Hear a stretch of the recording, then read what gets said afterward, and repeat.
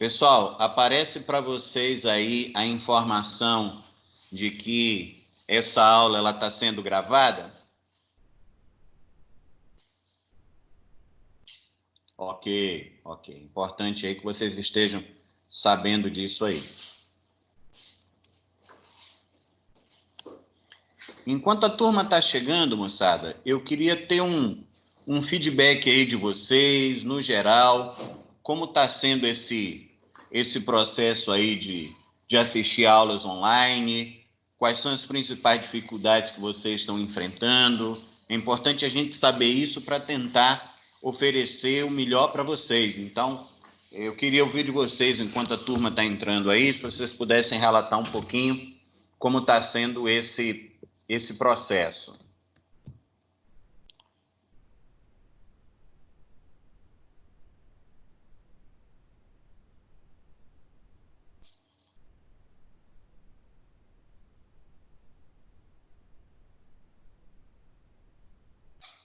Ah, ok, Oxana, você está sem problema no áudio, com problema no áudio. Tudo bem, tudo bem. Alguma dificuldade específica, minha amiga? Ah, que bom. Igor, Thaís, está tudo bem? Ah, estou vendo aqui, Igor, está tranquilo com você? Qualquer dificuldade que aparecer, informem a gente, tá? Porque é uma novidade aí para todo mundo e a gente está fazendo o possível aí para superar essas limitações da melhor forma possível.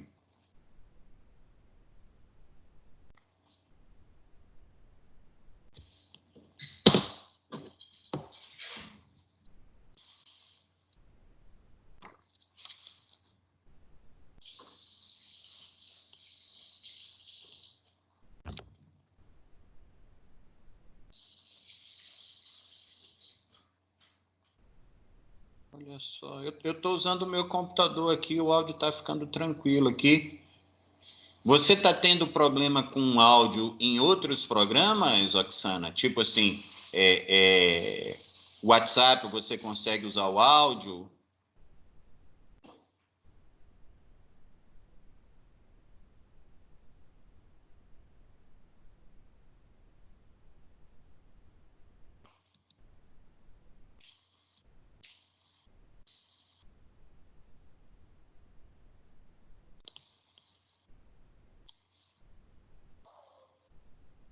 É estranho que eu...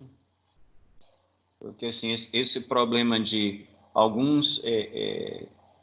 Teve ontem uma aluna que estava com problema no áudio, mas era do celular dela. Toda vez que ela abria o áudio, dava um problema grande. Olha, se você tiver condição aí, de repente tentar desses microfones, desses fones de ouvido, que já vem o microfone incorporado, pode ser que isso de alguma forma possa te ajudar.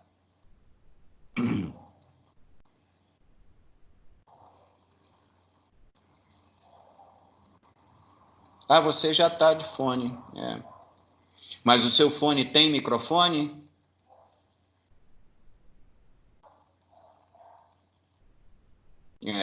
Então realmente eu não conseguiria saber o que é, não.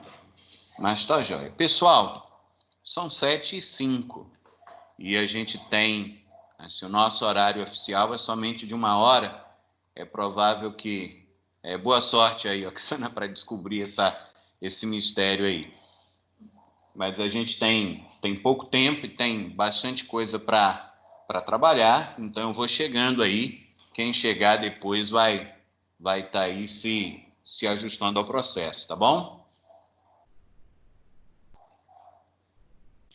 Muito bem. Então essa é a nossa seção 2.2, a gestão de fornecedores. Deixa eu só fazer uma coisa aqui para que eu apareça na gravação. Tudo bem. Bom, e só para a gente ter uma visão geral, o que é que a gente já viu e o que é que a gente vai ver na unidade 2? Na semana passada, a gente começou a trabalhar com a visão geral de cadeia de suprimentos. essa aula de hoje a gente vai trabalhar especificamente, analisar a gestão de fornecedores, na próxima, cadeia de relacionamento e depois o comportamento da cadeia de suprimentos, ok? Da aula passada, quais os pontos principais que a gente conversou sobre a cadeia de suprimentos? E o primeiro foram os 4 subsistemas logísticos. E aí eu pus um slidezinho para ajudar a gente a revisar, ok?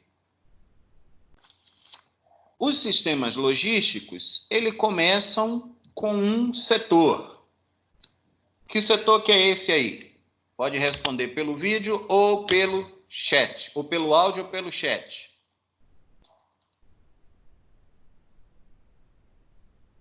Qual que é o primeiro setor que a gente vai analisar numa cadeia de fornecimento? Ok? São exatamente os fornecedores que correspondem à cadeia de suprimentos, ou seja, é aquela etapa que vai levar os produtos e as matérias-primas dos fornecedores até a produção. A gente, então, aí tem um subsistema específico para cuidar dos aspectos da produção. Depois a gente tem a distribuição e, por fim, chegando até o cliente, ok? Então, aí temos 3 subsistemas logísticos. Falta o quarto. Qual que é o quarto, moçada? De novo aí, ou voz ou chat. Isso, Igor. A logística reversa, que vai fazer a ligação entre o consumidor e o fornecedor, ok? A gente viu isso, então, na nossa aula anterior. Voltando, então, depois dos 4 sistemas logísticos, a gente viu a diferença do sistema puxado e do sistema empurrado. Lembram dessa diferença aí em termos da demanda? Como que a demanda afeta um e afeta o outro? Como é que a demanda no sistema puxado? Como que a demanda no sistema empurrado? Estão lembrados?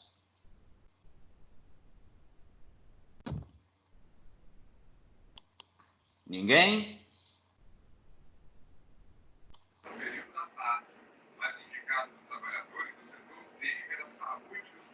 Maria Elisa, seu áudio estava aberto, joia.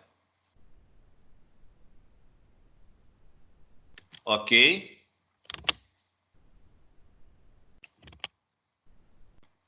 É por aí, Igor. A ideia é o seguinte, que no sistema puxado, você trabalhe com o mínimo de estoques possível.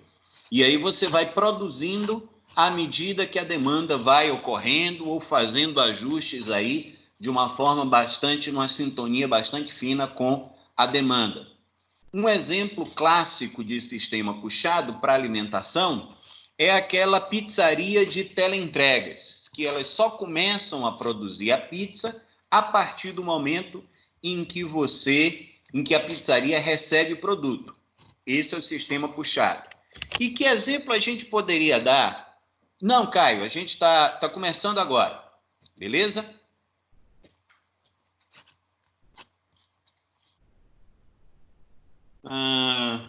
Vitor,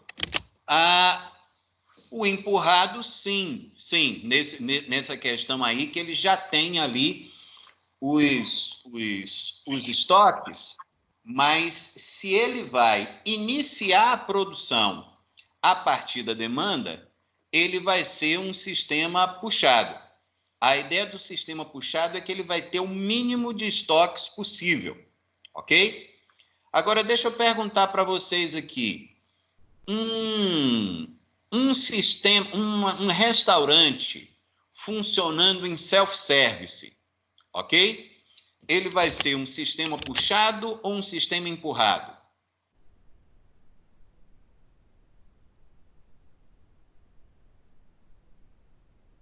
Legal, moçada.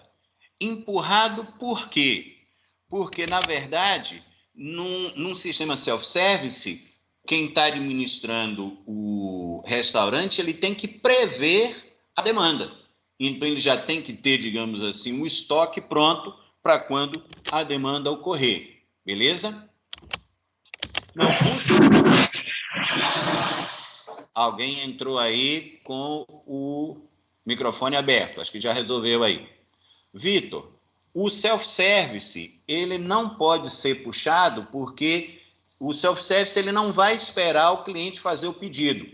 Se fosse um restaurante à la carte, ou seja, que você faz o pedido, seria o sistema puxado. Mas no self-service, você já tem que ter o produto pronto para quando o cliente chega. Entendeu a diferença?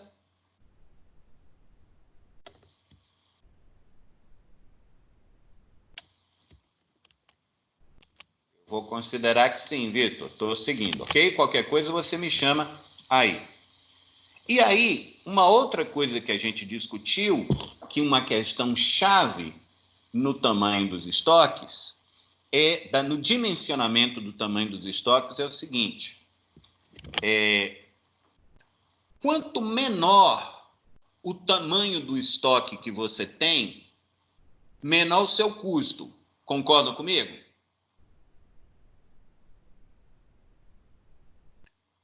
Agora, vocês percebem que um estoque muito pequeno vai aumentar o risco de você não atender sua demanda?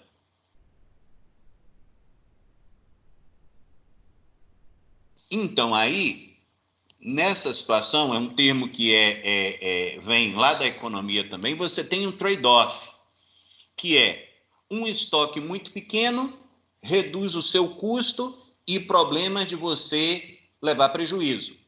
Mas quanto menor o seu estoque, mais você se expõe a riscos de não atender um aumento da demanda.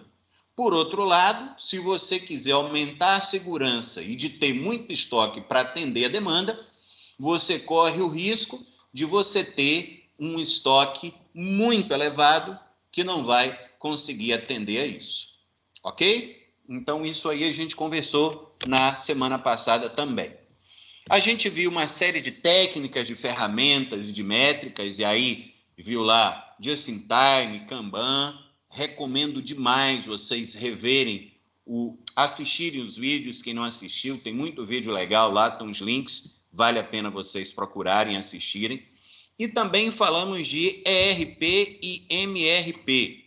O ERP é um sistema de gestão integrado, na realidade é todo um pacote de softwares de gestão da empresa, onde entra também o MRP, que é basicamente um sistema para planejamento de requerimento de material, uma parte aí do ERP, um aplicativo, não aplicativo, não é o melhor correto, mas um software ou parte de um software que vai então ajudar nesse processo administrativo, ok? Isso aí basicamente é o que a gente conversou na aula anterior.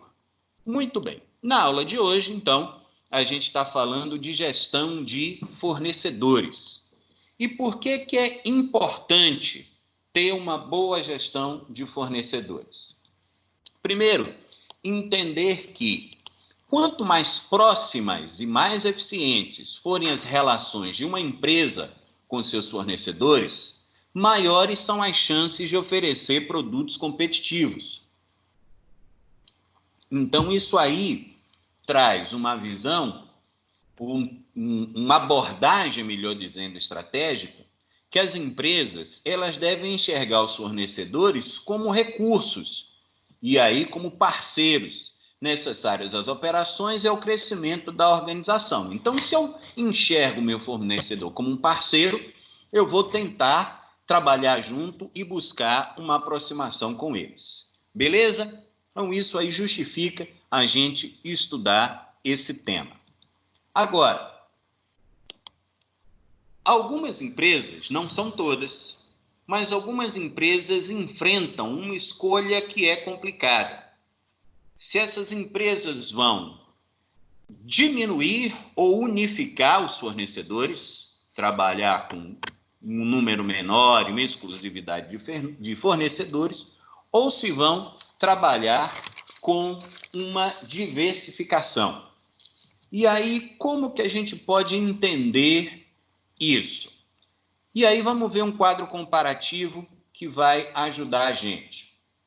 Eu posso ter numa empresa um fornecedor único, ou posso ter fornecedores múltiplos.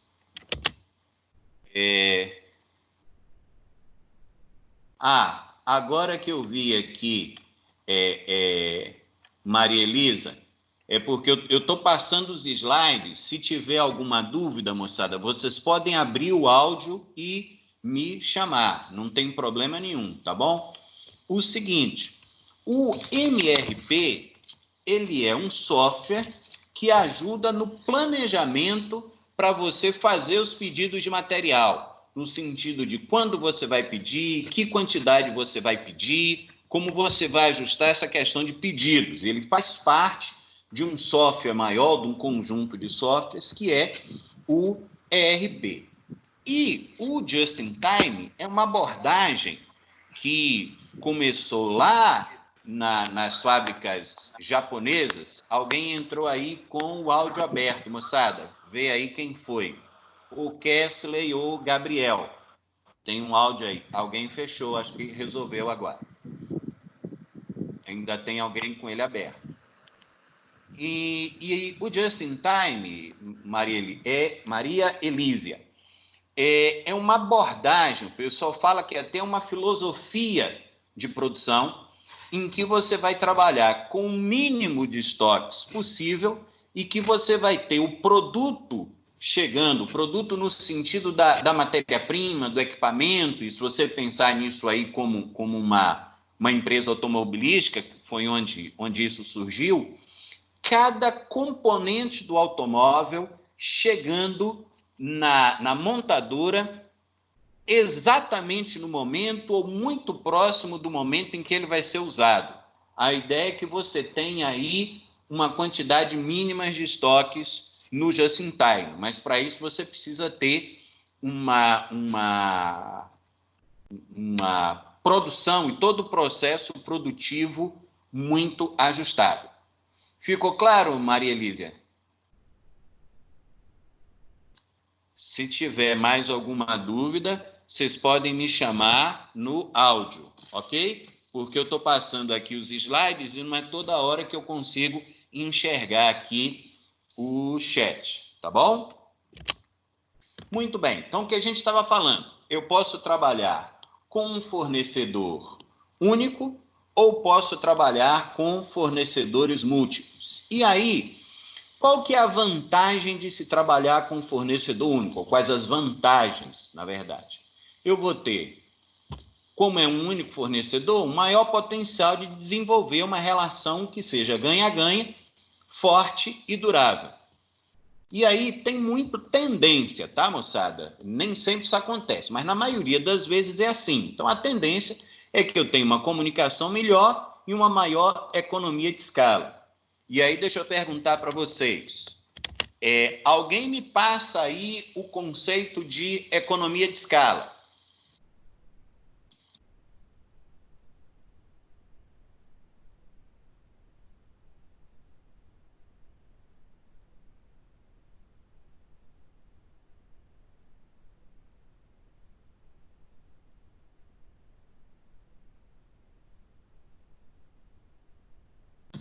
Eu saí aqui para pegar um negócio, deixa eu fazer um ajuste aqui. Vocês têm dúvida, moçada, do que seja economia de escala? Me dá um retorno aí. É importante saber se vocês sabem ou não esse conceito. Eu não sei o que significa, não. Não, então beleza, Caio. Vamos explicar isso aqui para vocês. Qual que é o conceito de economia de escala? É simples.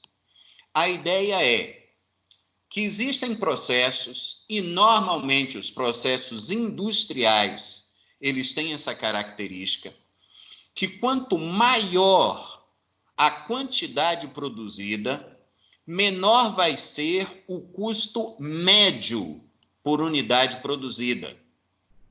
Ok? Então, imagina vamos lá numa produção de automóveis, ok? À medida lá que se implantou o Fordismo, o Taylorismo, aquela coisa toda, eu tenho uma melhoria na produtividade, e aí esses processos fazem com que, quanto mais carros eu produza, menor vai ser o custo por carro produzido. Diferentemente de um processo de produção de automóveis que seja artesanal, um automóvel de luxo, pensando aí, sei lá, uma dessas marcas de altíssimo luxo, de Bentley, de Rolls-Royce, essa coisa toda. Então, quando eu tenho, quanto mais carros eu produzo daquele modelo, menor vai ser o custo de produção por unidade. Entendido o conceito?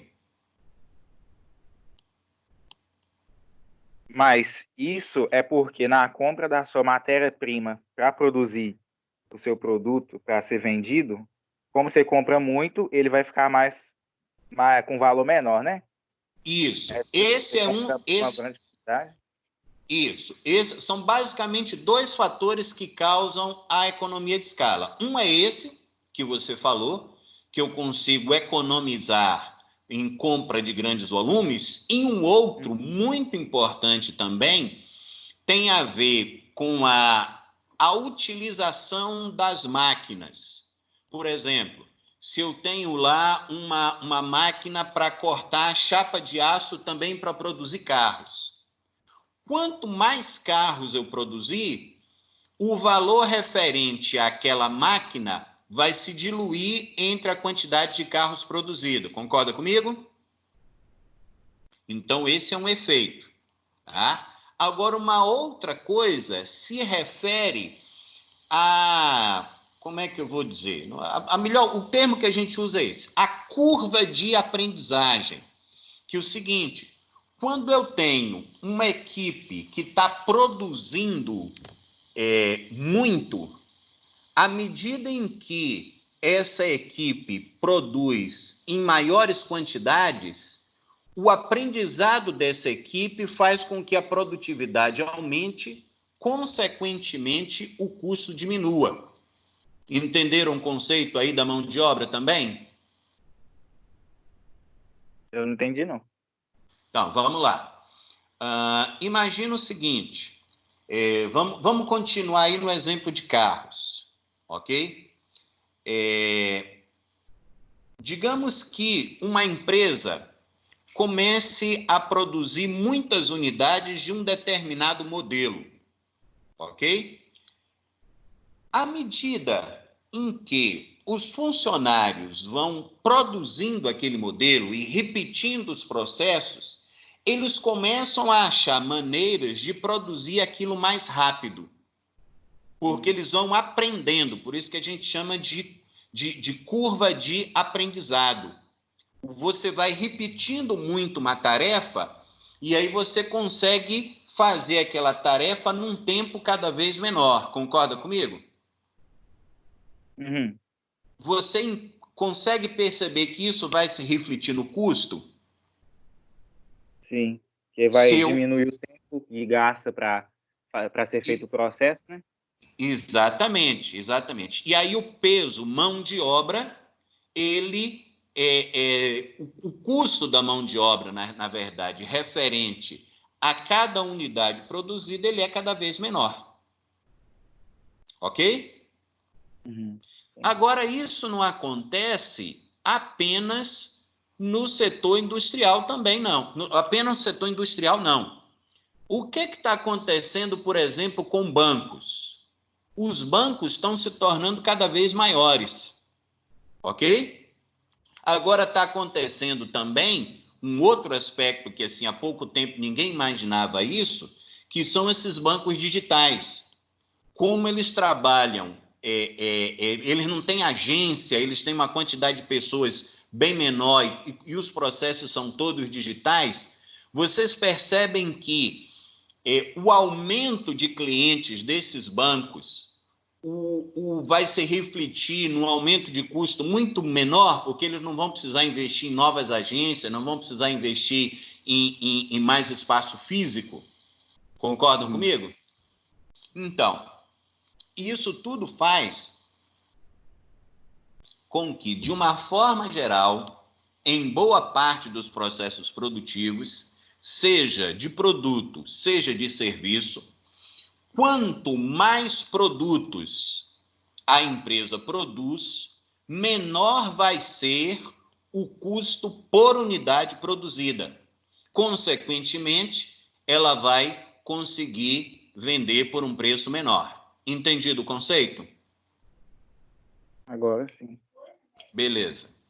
Deixa eu dar um outro exemplo, porque eu acho que para vocês que são engenheiros de produção, esse conceito é muito importante. É fato hoje que o custo de alimentos no Brasil e no mundo, ele é cada vez menor. Quando você observa o preço dos alimentos básicos, arroz, feijão, macarrão, pão, essa coisa toda, ao longo do tempo, esses produtos se tornam cada vez menores. Por quê? Porque as fazendas, elas estão se tornando cada vez maiores e cada vez mais especializadas. Então, a fazenda que produz soja hoje produz só soja. A fazenda que produz leite produz só leite. Então, isso faz com que o custo, ao longo do tempo, seja cada vez menor. Tranquilo? Ok. Vou seguir aqui, tá bom, moçada? Então, isso, em cima disso que a gente falou. Se eu tenho um único fornecedor, a tendência é que quanto mais eu peça determinado produto para ele, maior vai ser a quantidade que ele produzir, maior vai ser a economia de escala, consequentemente a gente vai poder negociar preços melhores no futuro, ok? E aí a outra tendência é que eu tenha um sistema de garantia de qualidade mais eficaz, lidando apenas com um fornecedor.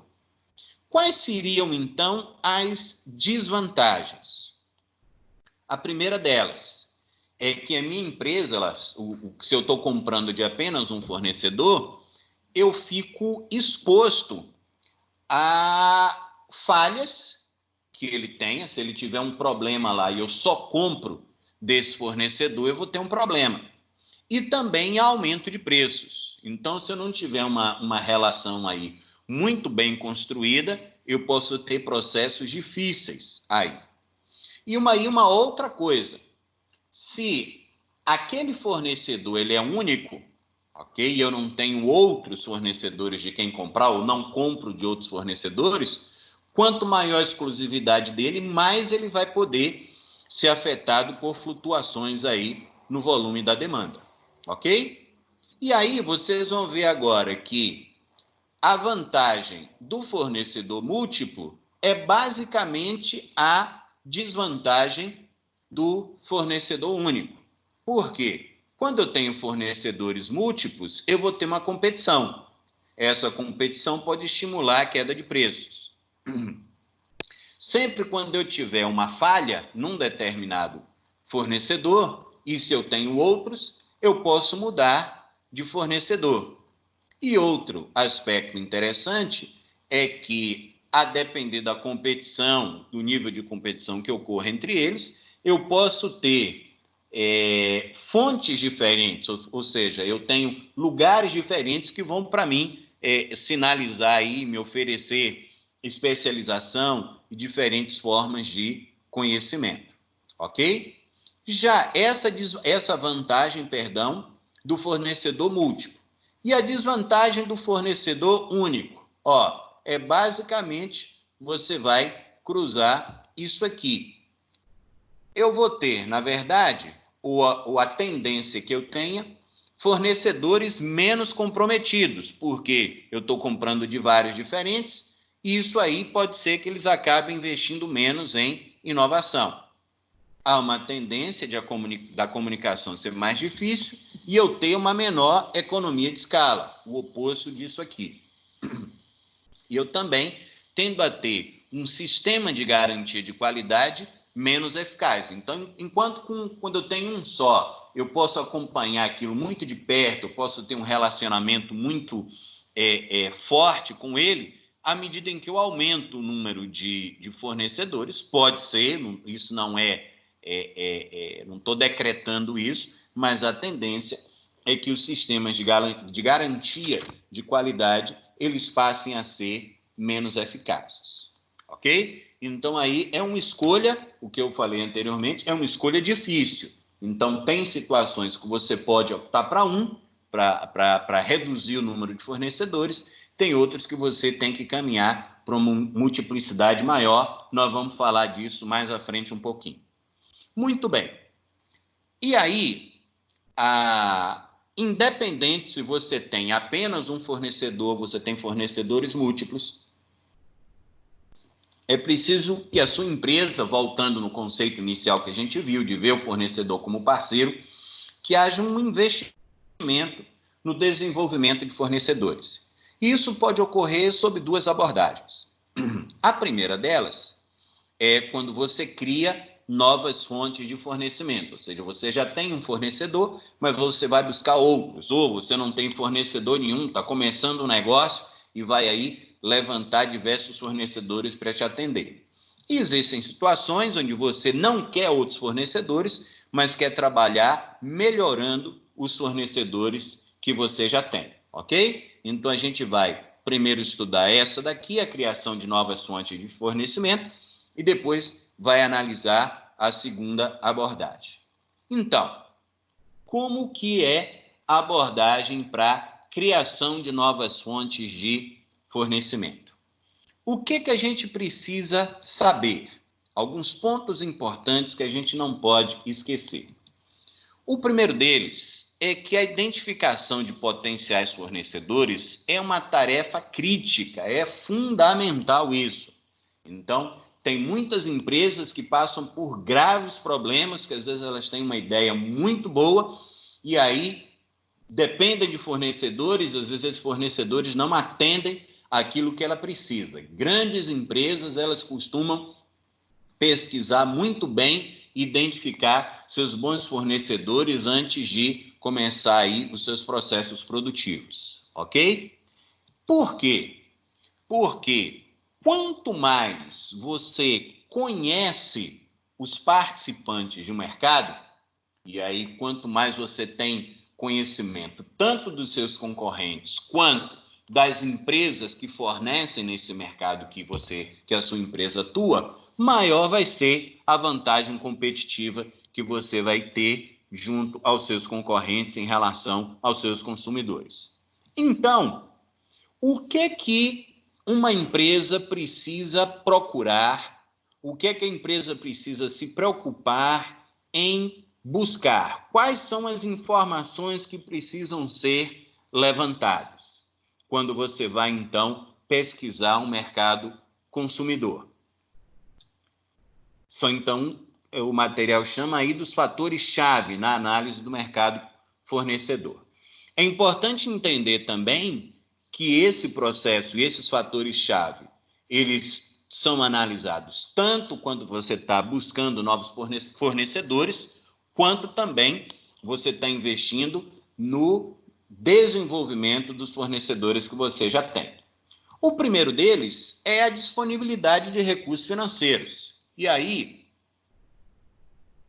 deixa eu dar um exemplo de algo que eu soube disso há muitos anos atrás. Quando o McDonald's se instalou no Brasil, eu tive contato na época, isso já tem bastante tempo, mas com um pessoal que produzia hortaliças numa área de serra, numa área elevada, perto da Grande Vitória. E eles relataram para mim que o pessoal do McDonald's andou viajando, percorrendo a região, conversando com pessoas, procurando descobrir quem já eram os melhores produtores, por exemplo, o cara que produzia alface, o cara que produzia tomate, o cara que produzia cebola. E aí, certamente, eles viram também a disponibilidade de recurso financeiro. Porque é o seguinte, de repente você começa com um fornecedor que tem uma capacidade de te entregar uma quantidade X hoje. Mas vai que amanhã depois, a sua venda aumenta muito e você precisa que esse fornecedor te entregue um valor maior. Se ele tiver dificuldade de recursos financeiros, se ele não tem um bom acesso a agentes financeiros, por exemplo, para obter crédito, para aumentar essa produção, isso pode te dar muito problema. Junto com a questão dos recursos financeiros, é analisar a capacidade de desenvolvimento tecnológico. Se você enxerga o seu fornecedor como um parceiro, a ideia é que se você vai avançar, ele vai avançar junto com você. Então, as ferramentas de tecnologia que você incorporar no seu negócio, ele vai ter também que ter condição de incorporar, ok? Um outro aspecto importante é você saber quanto que você, como comprador, representa para o mercado fornecedor. O que é que isso quer dizer? Que se você for muito pequeno, se você está entrando no mercado onde já tem muita gente atuando, já tem fornecedores que entregam para empresas que atuam na área que a sua empresa está atuando, que são muito maiores do que você, você tem que pensar muito aí se vale a pena investir recursos para fazer essa análise, ok? Então, você tem que ter aí esse cuidado de fazer uma autoanálise do que é que você representa aí para os fornecedores que estão atuando nesse mercado. Aspectos que costumam ser esquecidos, mas que podem fazer muita diferença, são as questões éticas, ou seja, como é que esses fornecedores atuam, qual que é o padrão de atuação na questão ética, na questão ambiental, na obediência ou não às regras de questão de alimentos, isso é muito importante, por exemplo, então é importante demais estar atento a isso. E aí, um outro aspecto interessante é conhecer a estrutura competitiva e barreiras à entrada. E aí, como vocês indicaram aí que não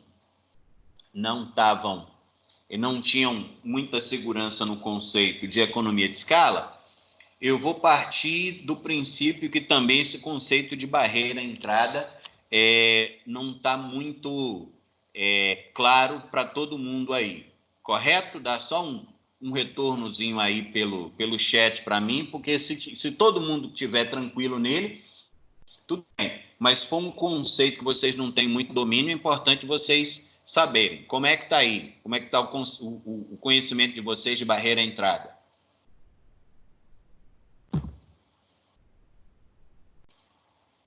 Fala alguém aí, gente.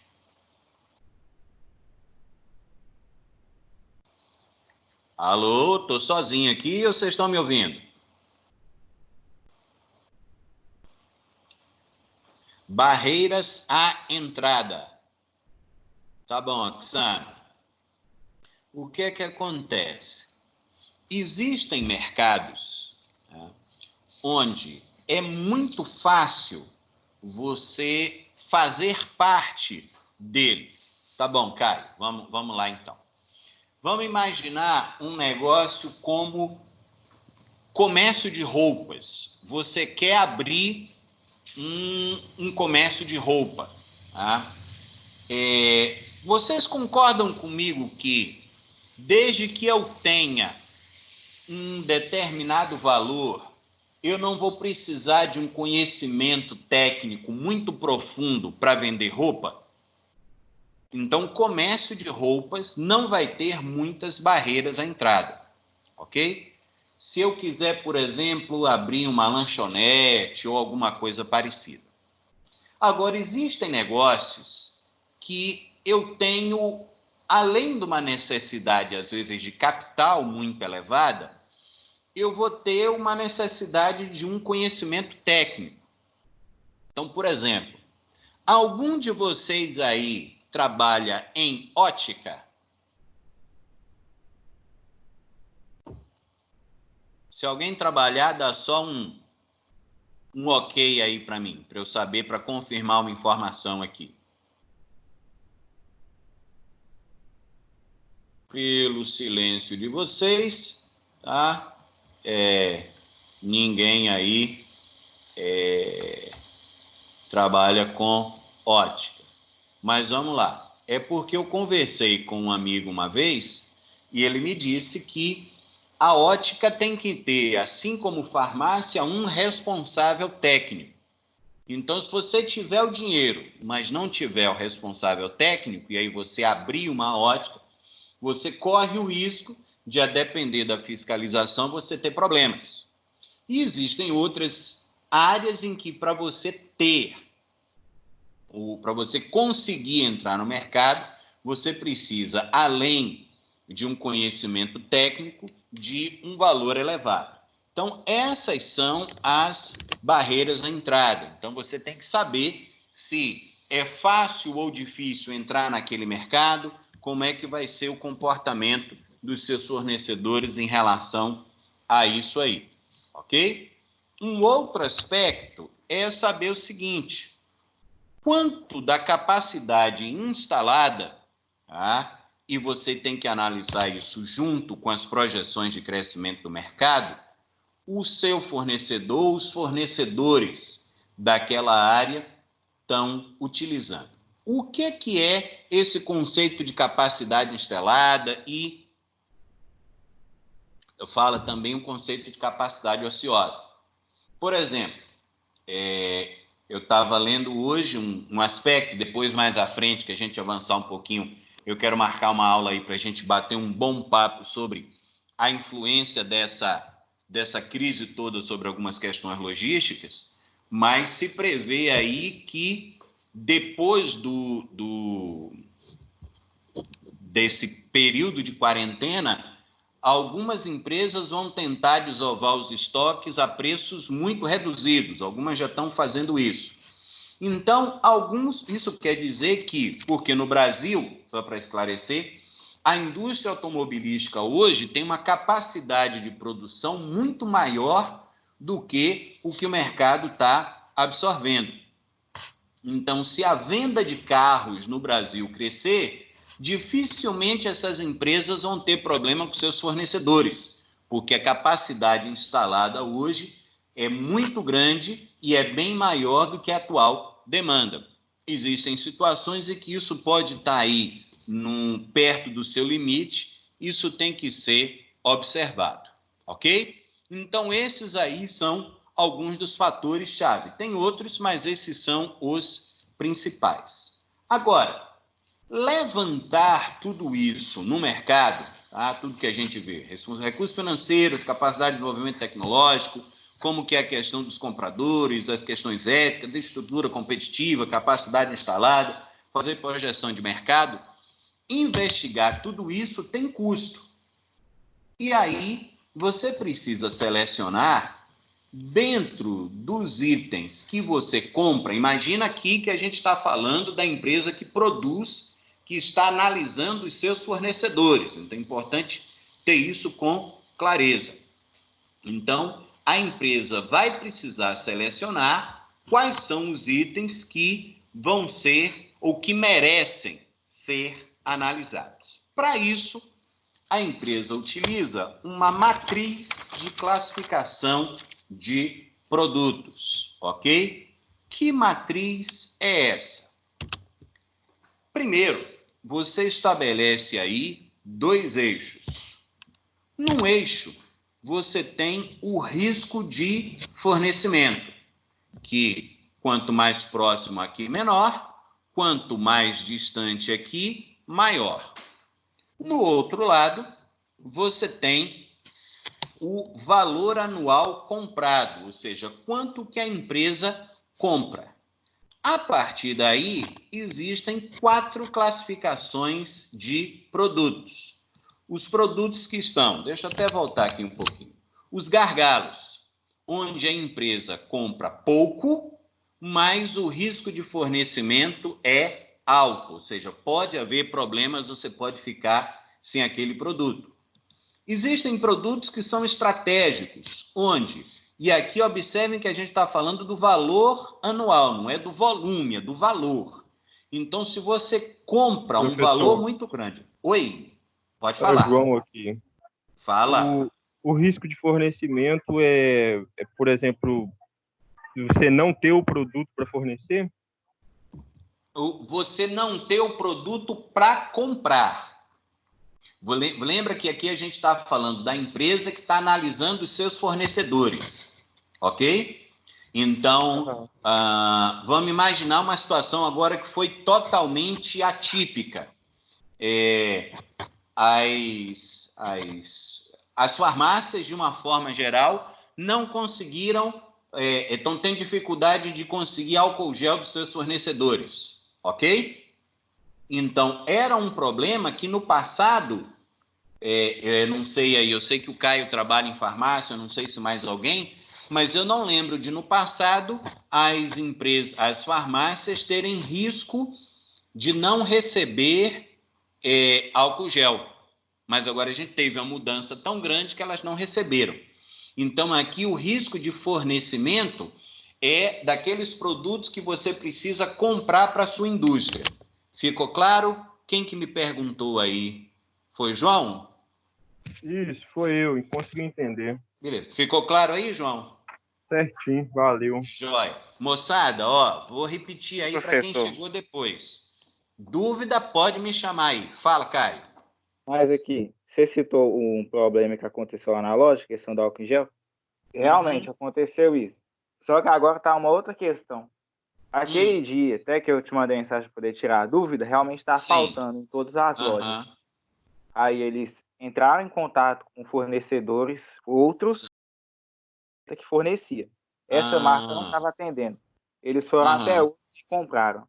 Só que aí chegou tanto em todas as lojas que agora está com dificuldade de vender. Rapaz, olha que interessante. Aí agora olha só. Deveria ter muito álcool já parado lá. Ô, Caio, você tá com ouro e não sabe, homem? Tá lá, é só ir lá comprar. Olha, já fez o merchandising dele aí. Mas olha só, cara, eu não sei. E aí deixa eu te perguntar, Caio. Você tem informação se isso aconteceu? É porque assim, eu estou te perguntando porque eu aqui para casa, como estou só eu e minha esposa, o que a gente comprou está suficiente aí para os próximos dias. Esse foi algo que aconteceu somente na rede em que você trabalha, ou se as outras redes de farmácia também já estão com suprimento normalizado? Você tem essa informação? Das outras não. Eu sei que na Indiana tá funcionando assim. Tava faltando, agora chegou bastante e agora tá sobrando. Jóia. Aí, Oxana, sua pergunta aí já foi respondida. É lá na Indiana. Depois eu vou pedir ao Caio aí para falar com o pessoal lá para mandar um troquinho para nós aí pelo merchandising. Legal, Caio. Valeu a dica aí. Isso rende uma discussão interessante, interessantíssima. Deixa eu abrir um parêntese aqui, moçada. Não é o tema principal da aula, mas me permitam aí falar isso um pouquinho durante 5 minutos. Menos do que isso, espero. Normalmente, quando a gente tem um produto cuja demanda cresce muito rapidamente, é automático que o preço desse produto suba, ok? Ou então, como aconteceu, que o Caio até relatou isso comigo, das farmácias limitarem a compra de produtos por cliente, ok? Então você só pode comprar. Eles limitaram também. Repete que eu não ouvi. Lá no Atacadão eles estavam limitando a compra de somente 2 frascos de álcool em gel. Você trabalha lá, João? Não, é que eu fui lá comprar. Você foi. Legal. Interessante isso aí. Então, no geral, houve essa limitação. Agora, é importante, moçada, que nesses momentos o poder público, o governo, saiba muito bem como lidar. Por quê? É impossível que não haja nenhum aumento de preço. Ok? A questão às vezes é muito difícil você determinar o quanto que esse aumento de preço é porque, por exemplo, uma empresa deixou de produzir um produto e passou a produzir outro, isso o custo dela vai aumentar. Ou, por exemplo, uma empresa teve que contratar uma quantidade maior de frete, e aí o custo dela cresceu e ela precisa recuperar tudo isso. Então, normalmente, pessoas que desconhecem de economia, nesses momentos, começam a dizer coisa do tipo: o governo tem que confiscar álcool gel, o governo tem que impor tabelamento e esse tipo de coisa. E, normalmente, esse tipo de ação acaba criando um problema maior ainda, ok? Então, tabelamento de preços em época de aumento da demanda é um negócio complicado. Porque o que é que aconteceu, por exemplo, nesse último momento agora? O preço do álcool gel aumentou, ok? A demanda aumentou também. Houve aí pelo menos um início de normalização da demanda, porque tem também essa informação que o Caio passou, que na rede onde ele trabalha, você está tendo agora a dificuldade de estar vendendo isso aí, ok? Então, isso é importante. Voltando, então, ao nosso tema. Então, estratégico é quando eu tenho um risco de fornecimento elevado e eu compro muito. Eu tenho fatores ou itens que são não críticos. Quais são esses? Quando eu compro muito pouco, o valor anual comprado deles é muito pequeno. Essa setinha do mouse, vocês enxergam, moçada? Quando eu mexo a setinha, vocês enxergam? Sim. Ok. Eu estou vendo aqui uma informação da Thaís. Uma pergunta, melhor dizendo. Thaís, essa sua pergunta é muito importante, muito interessante. É difícil você determinar o que é um aumento de preço abusivo e o que é um aumento de preço relativo, digamos assim, a um aumento na demanda, ok? Então, se você for conversar com um economista mais liberal, ele vai dizer para você o seguinte, que os preços vão aumentar até o momento em que as pessoas vão comprar a quantidade que tem para ser vendida. Eu vou te dar um exemplo de que eu soube de gente que foi comprar máscara num determinado lugar e o preço tinha aumentado tanto que a pessoa não comprou, ok?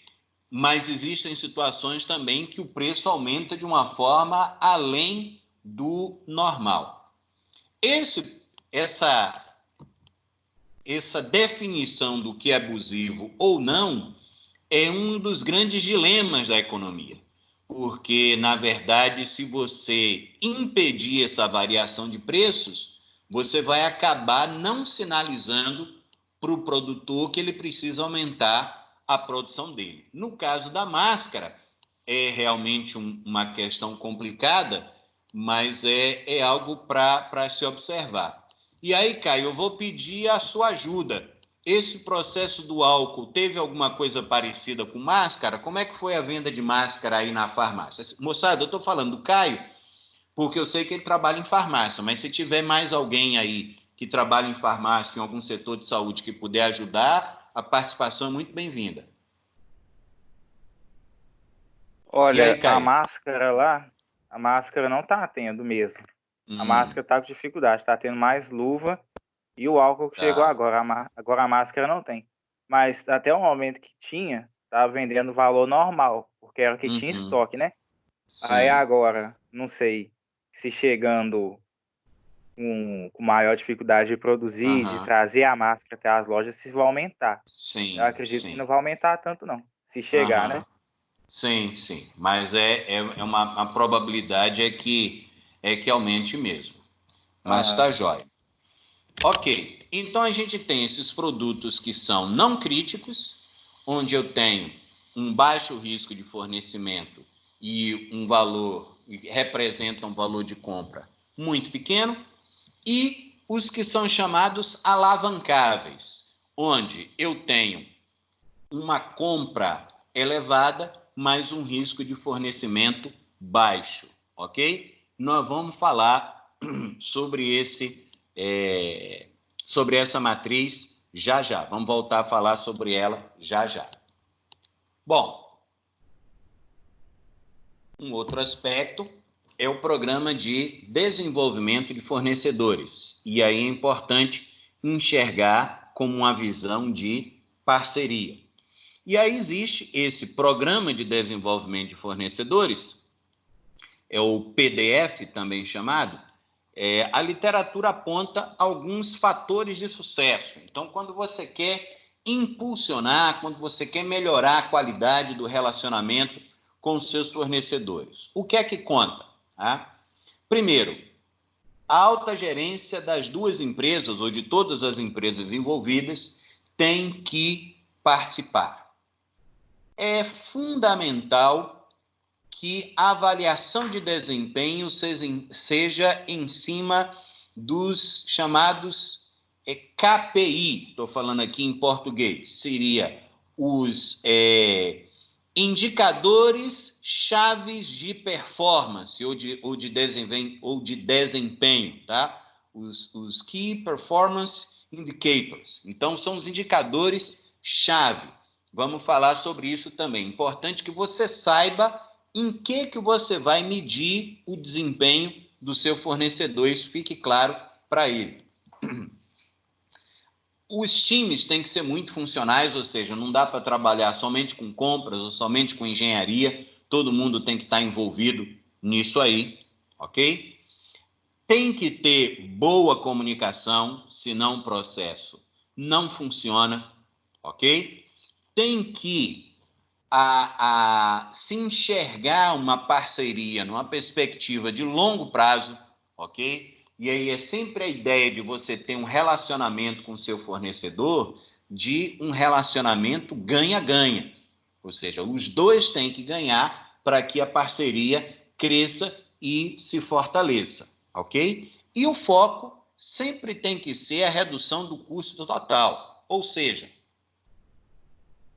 o seu fornecedor tem que enxergar que você está atuando para reduzir o custo dele, para que ele possa te vender por um preço menor, para que o seu custo reduza, para que você conquiste mais mercado e, consequentemente, você compre mais dele. Ok? Então, esse foco tem que ser junto, tem que ser em parceria. Ok? Bom, assim como existem os fatores de sucesso, no oposto eu tenho as razões para o fracasso no desenvolvimento desse tipo de programa, ok? Que tem basicamente a ver, se você tem os fatores de sucesso, o oposto vai ser fator de fracasso. Então, normalmente, quando esses programas falham, o que é que acontece? Primeiro, falta de comprometimento do fornecedor. Às vezes o fornecedor não compreende a importância disso, ou de repente ele acha que você não é tão grande assim, ele prefere não se envolver, mas quando o fornecedor não se compromete, dificilmente um programa de desenvolvimento vai funcionar.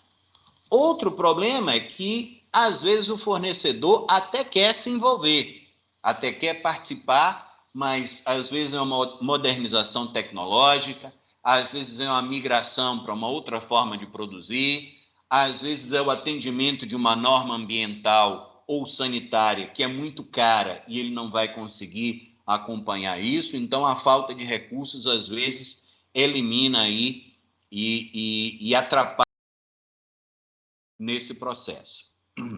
Um outro processo é que, às vezes, falta confiança entre as partes. Você não desenvolve um relacionamento de confiança, não abre os dados para o outro, um acha que o outro está querendo explorar, e isso aí acaba frustrando o processo.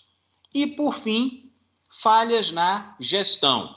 Às vezes você tem objetivo, às vezes o fornecedor está comprometido, tem recurso, tem confiança, mas você não administra bem o processo, você não tem os indicadores corretos, como a gente vai falar disso também, e isso vai acabar causando um problema sério nesse processo, ok? E aí o seguinte, tem um vídeo, e ontem eu tive um problema com vídeos, porque eu tinha feito download do vídeo do YouTube, e aí depois, quando eu fui tentar passar o vídeo para o pessoal não estava conseguindo ouvir o vídeo. E aí a gente apanhou muito nesse negócio, até que a gente decidiu fazer o que eu vou fazer com vocês agora, tá? Deixa eu retornar aqui, porque eu estava preparando.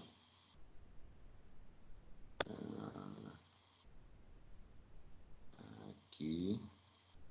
Voltou a aparecer para vocês. Opa, não é isso aqui não. Isso aqui eu vou falar com vocês daqui a pouquinho. Espera aí que eu coloquei o errado.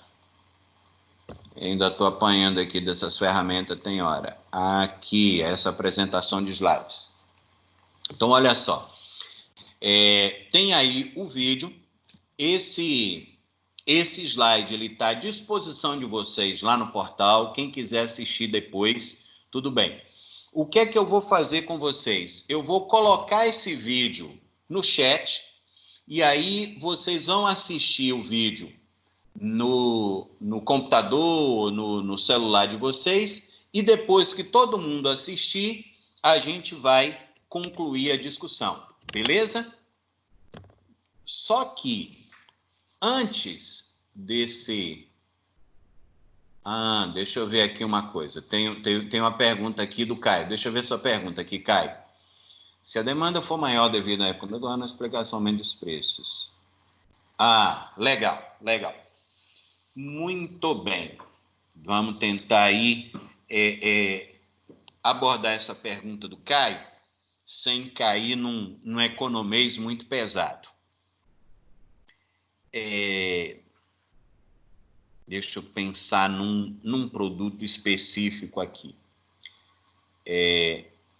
Eu, particularmente, Flávio, não sei vocês, eu não acho a carne de peru saborosa. Tá? Eu acho, por exemplo, eu acho uma carne muito seca. Tá? Não faz aí o meu paladar. Eu acho até, tem um outro frango, um Chester, que tem uma massa maior de peito, de coxa e tal, que eu acho até mais saboroso. Mas deixa eu perguntar uma coisa para vocês. Vocês concordam que a disposição dos consumidores comprar carne de peru e de Chester no Natal é maior do que em outras épocas do ano? Com certeza. Isso. É exatamente aí o que a Maria Lísia falou. Tem uma demanda sazonal. É exatamente o que acontece na Páscoa, ok? E aqui nós não vamos entrar nas razões disso, ok? Mas o fato é que acontece. No Natal, em época de final do ano, as pessoas estão dispostas a comprar mais chocolate, a comprar, sei lá, mais peru, mais carne, mais bebida. Mais peixe na quaresma. Peixe na quaresma, exatamente. Tá? Então, o que acontece? As empresas, sabendo disso, existem alguns produtos que têm uma oferta limitada. Por exemplo, essa questão de peixe na quaresma, você tem um aumento aí, porque peixe é meio complicado você aumentar a oferta por conta de uma demanda que aumenta num determinado período. Mas no caso do Natal, da Páscoa, que eu quero explorar isso mais um pouquinho, você tem todo um apelo para que os pais comprem ovo de Páscoa para a criança e tal, essa coisa toda. Agora, eu vou dizer para vocês o que eu fiz. Eu tenho uma filha de 20 e tenho uma filha de 18. Tá? E um filho de 18. Uma filha de 20 e uma filha de 18. E um filho de 18. Eles nunca ganharam ovo de Páscoa no domingo de Páscoa. Eu abri o jogo com eles, tá? Aí, na semana seguinte, tá? E minha esposa foi parceira comigo, né, ao longo desses anos, tá? A gente ia no supermercado, moço, e comprava ovo de Páscoa 50% mais barato ou menos, tá? E aí tínhamos quebradinho, mas o sabor era o mesmo, ok? Só que é tal coisa, não é todo mundo que faz isso. Como a maioria dos consumidores se dispõe a comprar mais no período de Páscoa, o preço do produto acaba aumentando mesmo. Beleza? Entendido aí o conceito? Jóia. Agora eu quero mostrar para vocês uma coisa, moçada. Deixa eu ver aqui. Quero compartilhar para vocês Cadê? Aqui. Olha só. Eu fui hoje no AVA e o seguinte, 10º período de engenharia de produção, não tem o nome de ninguém, e isso daqui não está em ordem alfabética, então não adianta aí vocês tentarem descobrir quem que é quem. Aqui está em ordem do tempo de acesso. 3 alunos que nunca acessaram a disciplina. E essa disciplina, aqui eu escondi, mas eu sei quem é. Essa disciplina é DIB, moçada. Vocês têm que acessar. A situação do 9º período, aqui, a turma que foi e há quanto tempo acessava. Olha a quantidade de gente do 9º período que nunca acessou o portal na minha disciplina. E tem atividade para fazer, tem ponto, essa coisa toda. Abre o olho, moçada. 7º período, mesma coisa. Aqui os que apareceram lá como matriculados, e aqui a galera que nunca acessou. Então, eu espero que amanhã ou depois, eu fazendo a nova consulta, esses números mudem, ok? Porque isso aí conta na hora quando vocês forem querer chorar ponto comigo, tá bom? Então, fique esperto com isso aí. Mas vamos voltar agora aqui. Ó,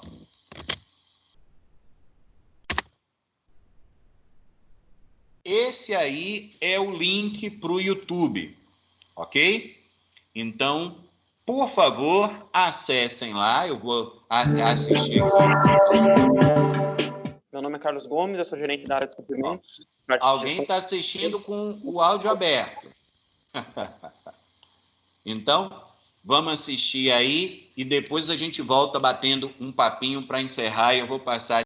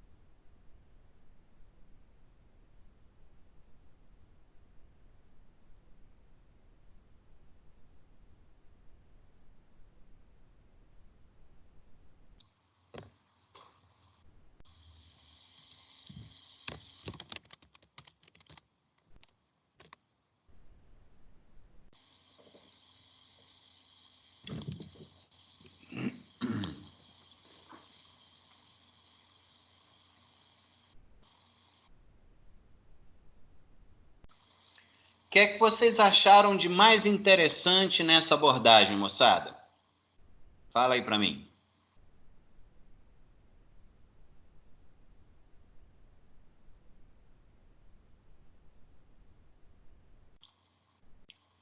Pode ser pelo chat, pode ser por voz também. Eu tô assistindo aqui, peraí. Legal.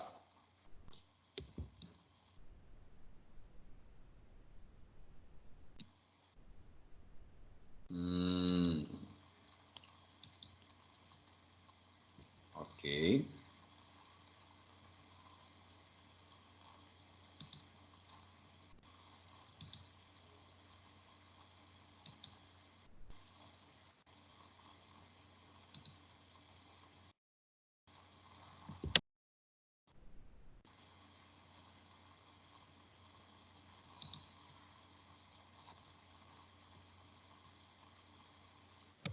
Professor, Oi. esse IDF ele é um sistema? Na realidade é um índice. Você viu que ele tem lá os scores? 25 pontos para isso, 30 pontos para aquilo, percebe? Então ali mostra, num total de tantos pontos possíveis, quanto que aquele fornecedor está alcançando. Mas qualquer empresa consegue aderir a esse IDF? O que é que tem que acontecer? O conceito do IDF ele é relativamente simples. Você vai dizer, ou você vai registrar, você vai determinar, melhor dizendo, você vai determinar quais são os aspectos mais importantes para que os seus fornecedores te atendam, vai estabelecer uma pontuação para esses fornecedores, uma forma de medir essa pontuação, e aí depois vai medir. Essa observação da Oxana é interessante. A tendência, sim, Oxana, que você tem uma empresa maior, na realidade, se vocês forem depois desse vídeo, é a propaganda de uma empresa que presta esse serviço para outras, que faz essa avaliação desses fornecedores para outros. Tá? Então, o conceito, ele realmente é um pouco mais difícil de você aplicar em empresas menores, mas não é impossível, desde que você lixe aí, que é o que a gente vai falar, o que é fundamental, o que é mais importante. Essa observação da Thaís também é importante. Deixa eu escrever uma... Se vocês lembram, onde que essa palavrinha apareceu? Opa! O teclado garrou aqui. Subjetivo. Opa!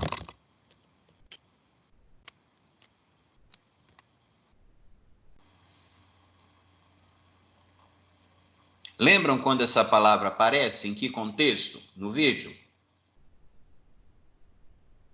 Apareceu Sim. falando que o IDF trabalha de forma mais objetiva, sem deixar espaço para a subjetividade das informações, da questão de dar ponto para cada critério que foi nomeado para o fornecedor.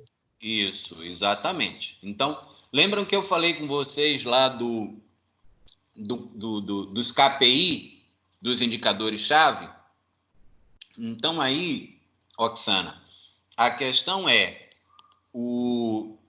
você como gestor de uma empresa, lógico, você vai ter que pesquisar, você vai ter que olhar a literatura para perceber quais são os indicadores-chave, e aí você pode conversar com os seus fornecedores e começar uma atividade desse tipo, a construção de um indicador. Certamente isso é possível, principalmente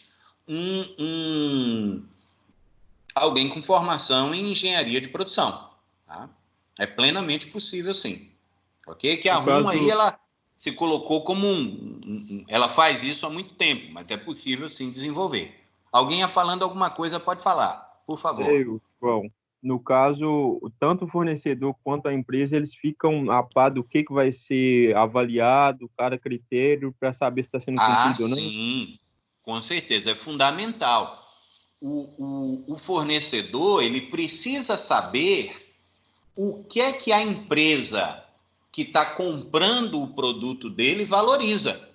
O que é importante para a empresa ou não. Ok? Eu lembro eu visitei há muito tempo atrás um pessoal da Senibra, e olha, faz bastante tempo. E aí, um dos gestores lá falou comigo o seguinte: olha, a gente aqui tem as normas ambientais do governo brasileiro e tal, essa coisa toda. E ele falou o seguinte: olha, a gente vende para alguns compradores da Europa o nosso eucalipto, e ele falou assim: tem alguns certificados e algumas práticas que o sujeito não vai nem sentar comigo se eu não apresentar esses certificados, entende? Tinha lá a ver com respeito à população indígena, com mão de obra infantil, meio ambiente, essas coisas todas. E ele falou o seguinte: olha, aqui no Brasil, o pessoal nem pergunta isso, mas lá na Europa, por exemplo, se eu não tiver esses certificados para apresentar para o sujeito que eu quero vender a minha madeira para ele, ou a pasta de celulose, na época, nem madeira, era questão da celulose, não tinha nem conversa, ok? Então, assim, é o comprador que vai, junto com o fornecedor, estabelecer aquilo que é importante. Tranquilo, moçada? Era critério de negociação. Professor, ô Flávio, a questão Oi, do pode falar. IDF é para fornecedores múltiplos, né? Ele nunca é para fornecedor único, não. Interessante isso, Caio. Pode acontecer do seguinte, aí deixa eu te dar um exemplo. Vamos imaginar uma montadora de automóveis, ok? Ela vai ter muitos fornecedores, só que para cada componente do automóvel, ela vai ter um fornecedor exclusivo. Entende o que eu quis dizer? Uhum. Então, por exemplo, o pneu. Vou chutar aqui, eu nem sei, tá? Digamos que a Fiat só compre pneu da Pirelli. Digamos que as duas lá são italianas. Só que ela vai comprar o pneu da Pirelli, vai comprar pastilha de freio de uma outra pessoa, de uma outra empresa, o amortecedor de outra. Agora, por exemplo, os amortecedores. Todos os amortecedores serão de um só fornecedor, percebe? Então, ela tem muitos fornecedores, mas em cada um dos componentes do automóvel, ela vai ter um fornecedor único, exclusivo. Entendeu o conceito? Uhum. Então, aí ela vai poder ter um programa de desenvolvimento que vai aplicar para todos os seus fornecedores. Beleza? Muito bem. Então, voltou aí o slide com o link, moçada. Vocês estão enxergando ele?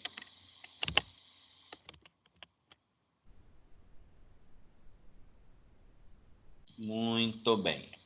Então, o que é que nós vamos fazer nesse final agora? Olha só. Vocês vão escolher uma atividade produtiva qualquer, ok? O que vocês quiserem, mas tem que ser fábrica, ok? Não vamos um conceito aí de fabricação. Automóvel, móvel, eletrodoméstico, o que vocês quiserem, ok? E aí vocês vão imaginar uma empresa que atue nesse mercado, que atue na produção desse produto. Aí você vai listar alguns dos produtos e serviços que ela adquire dos seus fornecedores, ok? Então, uma empresa que vai fabricar isso, que ela vai fabricar, sei lá, vamos imaginar aqui, laticínios. O que é que ela vai comprar? Ela vai comprar leite, mas ela também vai comprar máquina, ela precisa de energia elétrica, ela precisa de material de limpeza, ela precisa de segurança e produtos e serviços diversos aí. Ok? E vocês vão pegar esses produtos e serviços que vocês listaram e vocês vão classificar de acordo com a matriz de classificação dos produtos, ok? Aquela matrizinha que eu mostrei para vocês. E aí o seguinte, esse tema aí, gerenciamento e desenvolvimento de fornecedores, de tarde, o site estava meio instável desse pessoal. Então, o que é que eu fiz? Eu copiei o texto, fiz um texto e coloquei para vocês no portal. Então, quem quiser procurar, está no portal. Quem não quiser, ou quiser arriscar, eu vou fazer o seguinte, eu vou copiar aqui ele.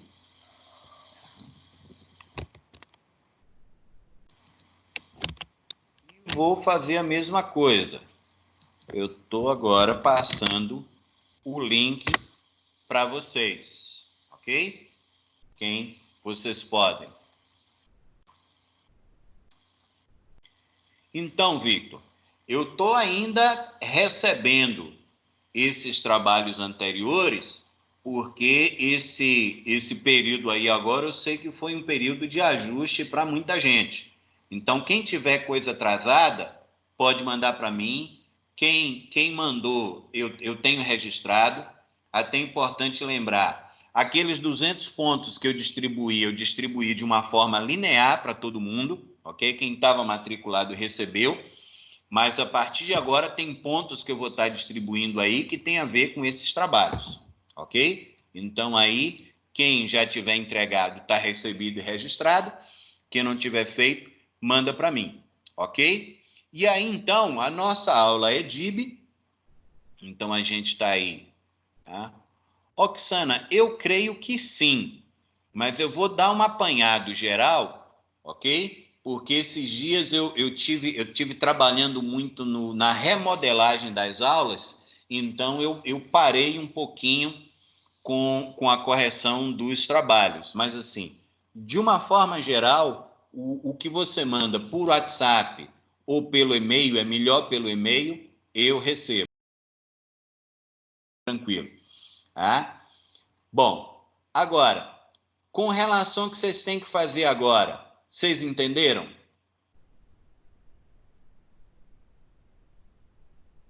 Ótimo. Professor, você explica Fala.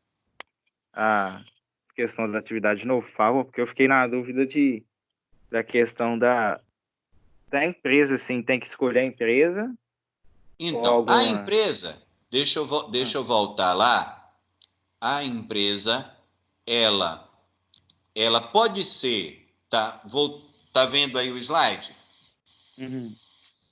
Então, essa empresa, ela pode ser real ou pode ser virtual, ok? Uhum. O importante é que você deixe claramente, ó, eu estou trabalhando com laticínios, eu estou trabalhando com móveis, eu estou trabalhando com alimentação, assim, é lanchonete, é restaurante, é produção de carro, o que quer que seja.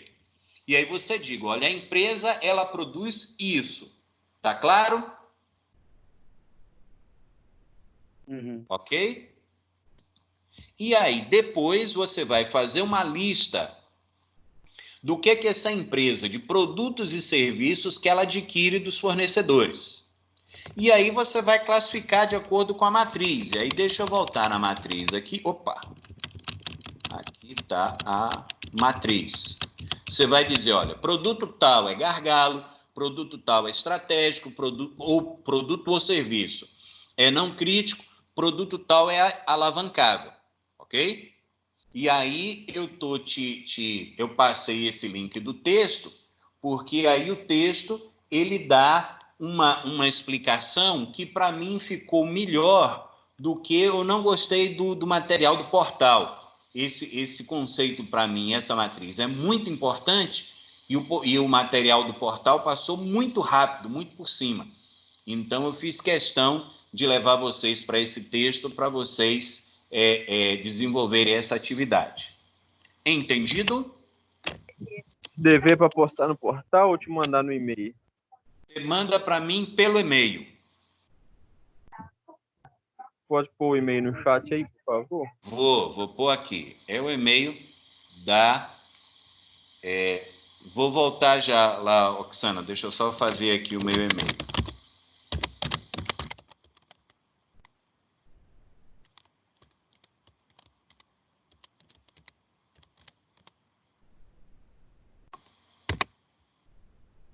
Tá aí o meu e-mail. Vamos ver lá A3, Oxana. 3. Então, você vai fazer a lista dos produtos e serviços que essa empresa compra dos fornecedores para produzir os produtos que ela vai colocar no mercado. Aí você vai classificar de acordo com a matriz. Você tem aí o desenho da matriz e nesse texto, nesse link que eu disponibilizei para vocês aí, o sujeito explica, dá um pouco mais de detalhes e exemplos, inclusive, do que são cada uma dessas classificações, ok? É realmente importante que vocês consultem o material. Beleza?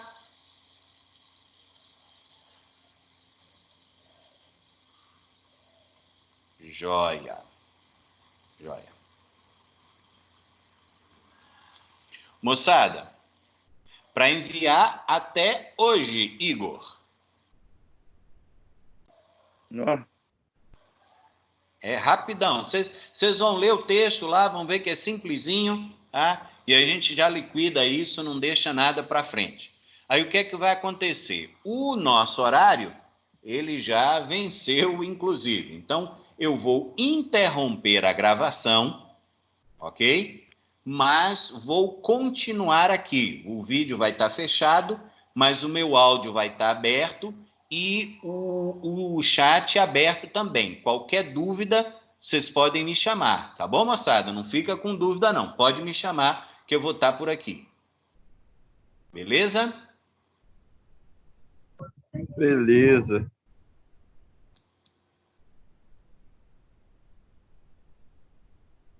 Bom, estou interrompendo a gravação.